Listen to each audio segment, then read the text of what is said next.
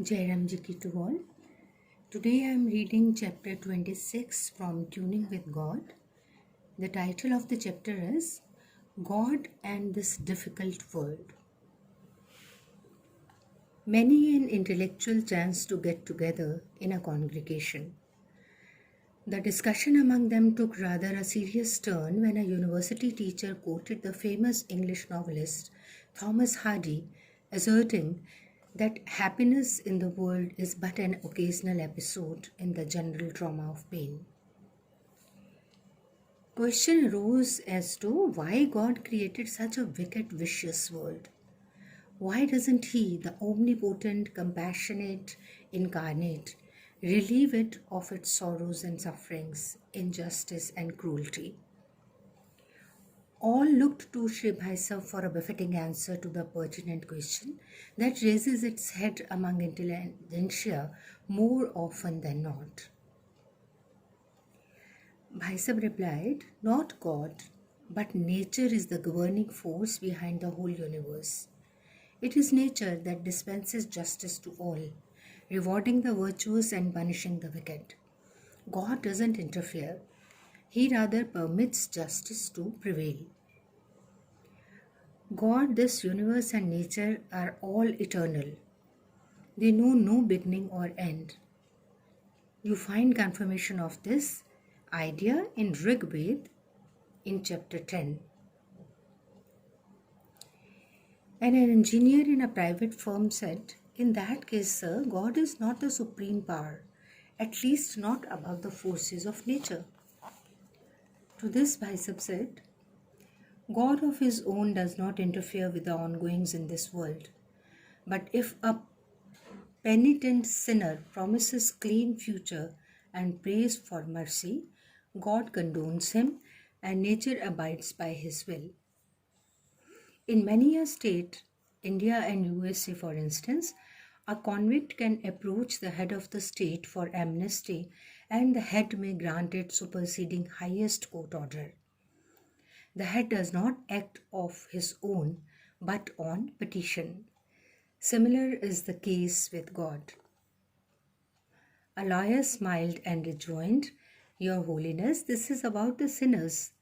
Then it follows that even a normal person has to commit some sins first to be able to invite then the good books of the Great Father. To this Bhaisab said, please take my answer in the light and logic of the point raised in the question. In the case of a normal average person, the position is simple.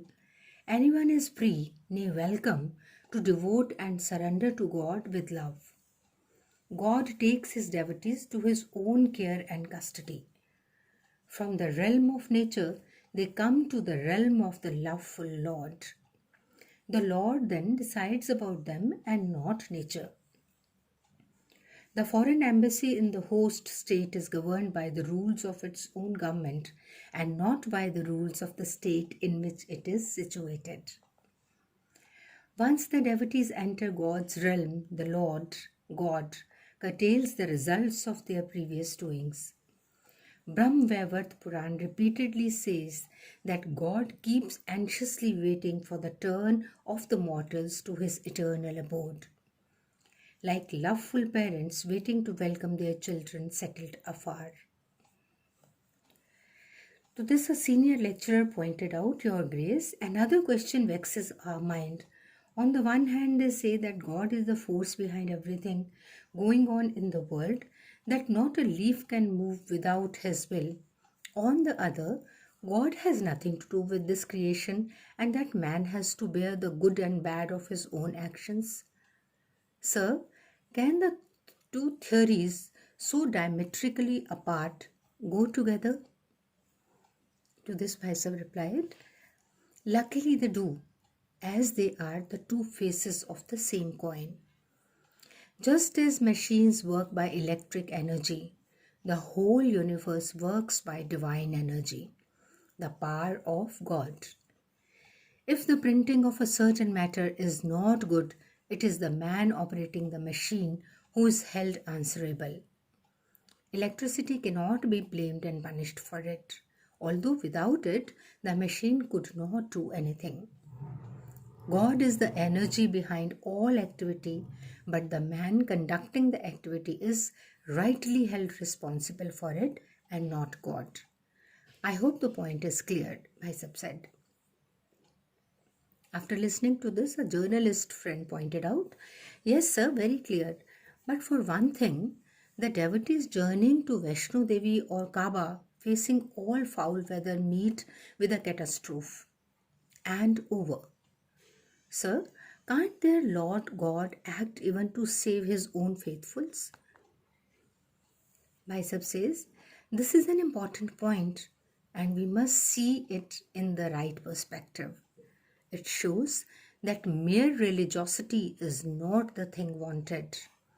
If seemingly religious people behave opposite in private day-to-day life, it comes to deceiving God and society, which is a double sin. Misdeeds committed in previous births may also bring a catastrophe, which means all the victims had committed the same misdeeds. Put it please the other way round. Those who committed similar sins and deserved similar treatment came together to meet the same fate. Moths group into large numbers to rush to light to meet misfortune together. But for one thing, please see that calamities do not befall in all cases, only in some cases and not quite very many at that. A physician said, there is a widespread belief or at least a saying that it's all for the best. By what stretch of imagination, if any, could suffering be for the best? Bishop says, the maxim is correct, dear brother, but it applies only to the devotees as they fall under the charge of God Himself. Nature and fate lose their control on them. Devotees thirst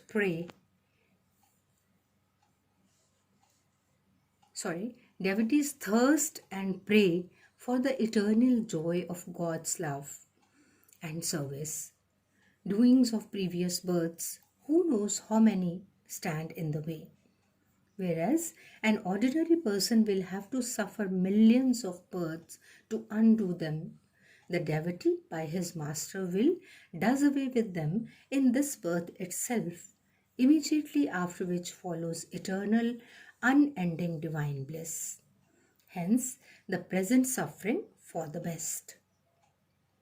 All devotees drink deep of the love of the most lovable. Why lag we behind? Let's follow in their footsteps and share in the wealth of the infinite. Thank you, Bhai Sir. Jai Ram Ji ki to all.